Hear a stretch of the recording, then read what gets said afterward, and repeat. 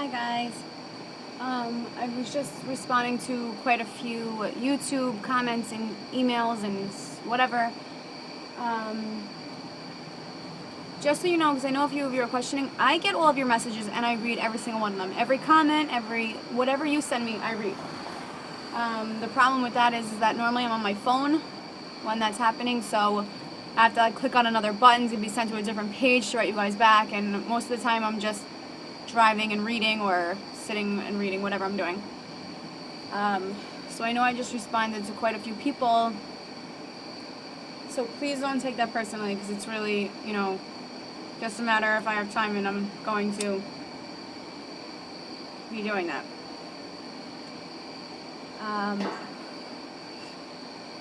For those of you who have agoraphobia and who have panic disorders and whatever, you guys can email me at any time. I will always respond to you, whether it's 5 minutes later or 24 hours later. I will respond to you. And for those of you who need help, obviously I'm not a doctor, but I have been in treatment for this for 10 years now. So I do know a lot of what I'm talking about, regardless of the fact if I can get through it myself or not. If there is any way that I can help you and push your life forward to where I am even now, which is, where I can go out and function on a day-to-day basis now. Obviously, I have my bad days where I'm like, no, I'm not leaving the house. I don't feel right about it today. That feeling that you get, that no, not leaving the house. But again, the other night I had a massive panic attack, so it still does happen. And I was explaining to somebody via message before that I consider having a panic disorder a disease. It's literally like the plague to me, because it's something that's never going to go away. Regardless if you have been clean of a panic disorder for 5 years or even a year, it is something that you will always carry with you, but it's something that you either learn to deal with or you learn to accept in your life. If you do not accept it as it being a part of you and that, this is the way you are and there's nothing you can do about it, then you're going to be constantly fighting something and you're going to lose your battle no matter what. Coming to terms with the fact that I've had this, I do have this, that my life is not going to change, so it's either that I learn to live with it or I'm going to suffer. Really, really put a lot of things into perspective to me. Nothing is going to happen to any of you guys. Regardless of if you're afraid you're going to have a heart attack, if you're afraid of dying, if you have a phobia of throwing up like me, you're scared you're going to faint, you're scared of that dizzy feeling that you get, you're scared you're going to lose your vision. Regardless of what it is, it does not hurt you, and it will never hurt you. Some people question, does panic disorders age you and yada yada yada? Is your body stressed in a small amount of crunch time? Yes. And if it happens often, yes. But it's not deathly to your body.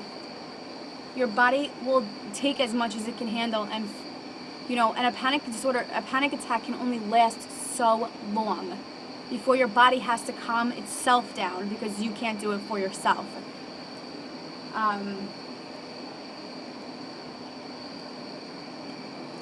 Somebody had sent this to me, one of my friends who is a psychologist, when I was first really actively trying to get out of this.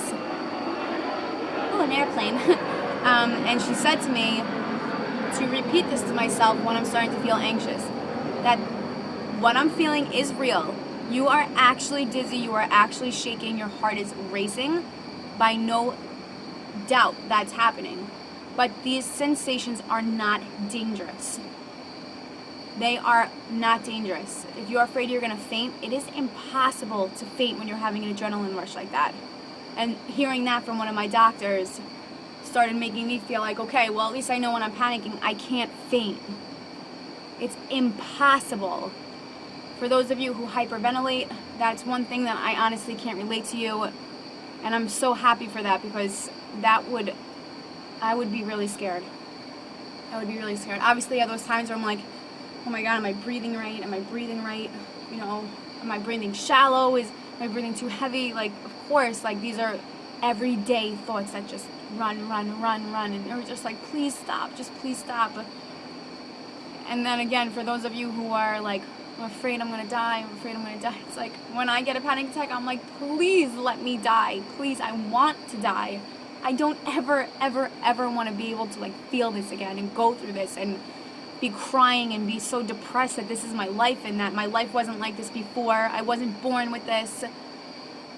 So how did I let my life get so out of control? And it's because we're constantly trying to be so in control that we are spinning out of control. Another thing, because I have a lot of derealization. I don't know if, for those of you who just have anxiety, you most likely don't know what that means. And for people with panic disorder, you know what that means, that everything looks fake. And it's actually a very scary sensation to have in your body. I lost my train of thought. Derealization. Why was I talking about that?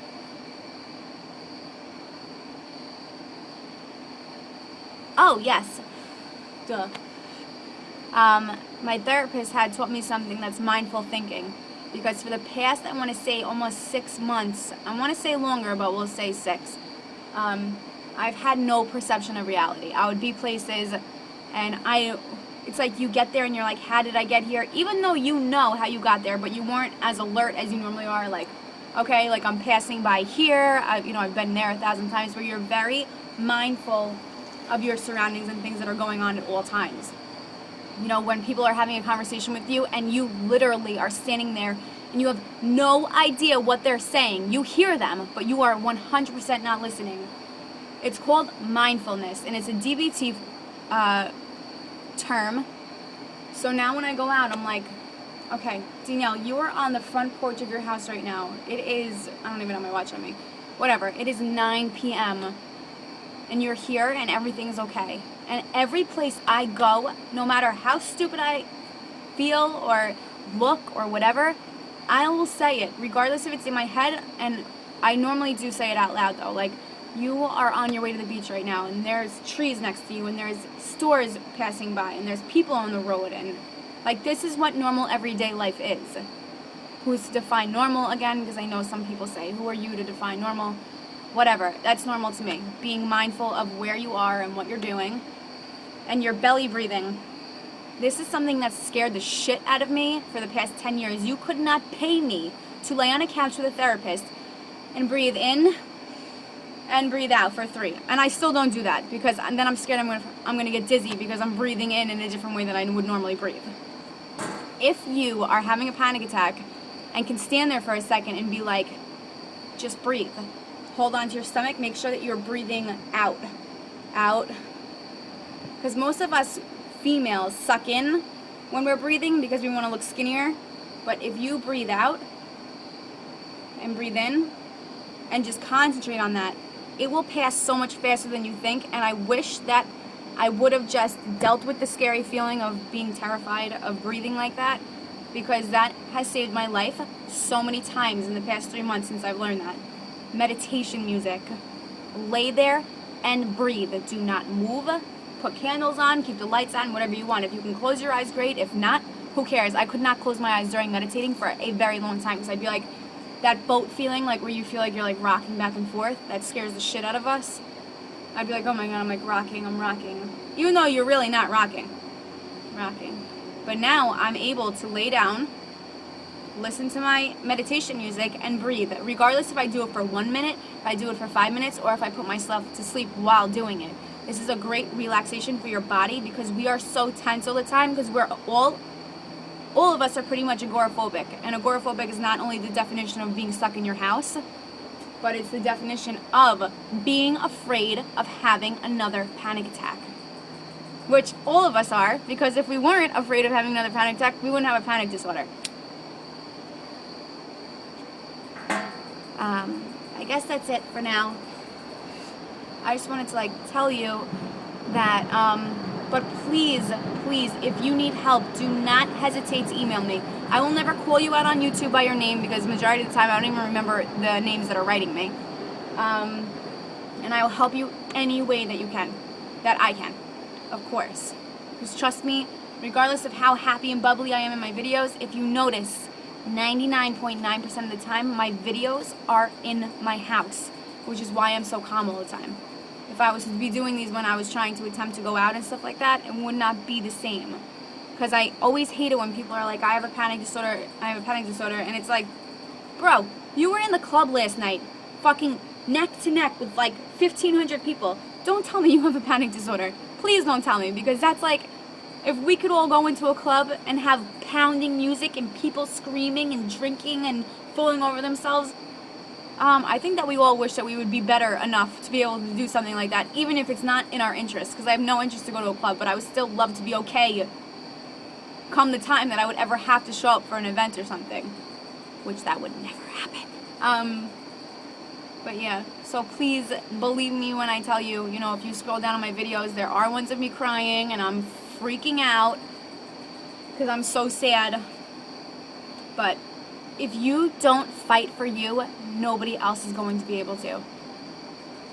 And trust me, you can do it. If I can do it from where I was last year, where I did not even leave my bedroom, I couldn't even go to the bathroom to pee without panicking because it was too far away from my bedroom. Forget walking down the stairs and going to the front of my house. Forget it. Trust me, I know. You just feel like your whole body is in a state of panic and you can't fucking stop it. The Xanax doesn't even help after a while, and fucking for those of you who smoke weed, like, I don't know, because I don't do that shit, but like, I know. And I will be more than willing to help anybody that I can, because I don't ever want anybody to feel or go through rock bottom like I've hit in my life. And I guarantee you, if I would quit smoking cigarettes, I would feel a lot better.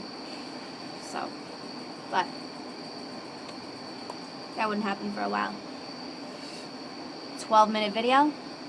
Now, I hope you guys take this into consideration, listen to me, have questions, whatever you need, I am here. I am here for you.